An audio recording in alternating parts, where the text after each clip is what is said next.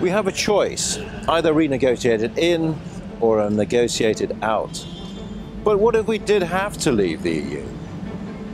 And this comes down to looking at the negotiated out. What would that mean for the UK? Opponents of withdrawal from the EU have used many scare tactics, citing the dangers, such as we'd lose 3 million jobs, it would damage investment, that the UK would lack influence, and we would be all alone in the world. I want to take a more rational look at the facts and look specifically at Norway and Switzerland, who for decades have prospered and successfully managed a relationship outside of the EU. What can we learn from their experience? This film explores the options for a new relationship for the UK outside of the EU.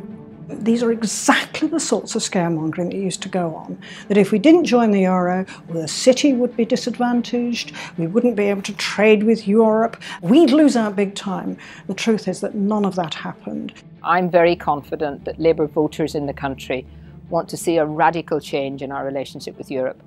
And it just means that because we're such a huge customer, with such a large trade deficit, that I think we've got a lot of bargaining power. They need us almost more than we need them. And we have to have the confidence to be able to say that and not be kind of taken in by people who say doom and gloom. The other member states will always want to trade with us. I think it's actually the EU who has to tell Britain why you wouldn't work outside, then Britain has to tell why we should work inside. I think it's the opposite logic. You must be idiot if you really earn that much money from trading with a partner and saying, if you don't want to play exactly the play I want us to play, then I do not want to sell anything to you anymore. We were told that we would lose 50,000 jobs nearly overnight if we didn't join. The European Union and Norway, we need each other. We need to trade, we need to cooperate, and it's a two-way thing. Let's be honest, if they didn't have a decent trade deal with us, they'd be cutting their noses off to spite their face. In all the time I've been here, I have never heard anyone suggest that we wouldn't at least get the kind of deal that the Swiss have. As a European Union member, you would have to go through Brussels and ask Brussels, we should do more with Singapore, we should do more with the United States, and whereas we can directly go to these countries. We would, on the day we left, be overwhelmingly the EU's biggest export destination. In a way, that statistic is the only fact you need when you bear in mind that China grew at 6.6% last year, while the EU shrank. You can see that the Swiss are on to a good thing. I want plenty to do with the EU, it's just I don't want to be in it. And I fear that what will happen if we don't get this right in good time is that we will have a period of dysfunctional instability and a rise of the far right.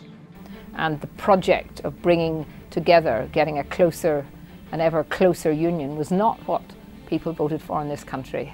But that is where we're going unless we put a stop to it, and the time has come. So literally every continent in the world is growing except Europe, and that is our tragedy. We've locked ourselves into this cramped, confined customs union, which is the only bit that is dwindling.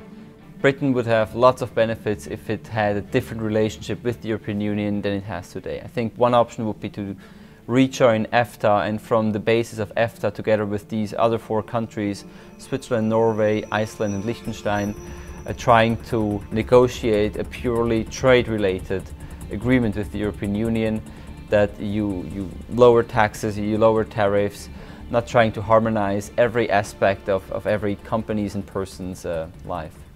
Switzerland is a much better model than Norway, but we could do better than either. We could get a sui generis deal because we're much bigger, we're a much bigger export market, we're much more economically significant. But the other bonus, obviously, is that we get our democracy back. So I think we'd be terrifically well placed to have an extremely well-connected country. We would be rejoining the wider world. You could redesign your immigration policies, your free movement of person policies, your environmental standards. You would be suddenly free again to do what is best for Britain and not what is best for the European Union.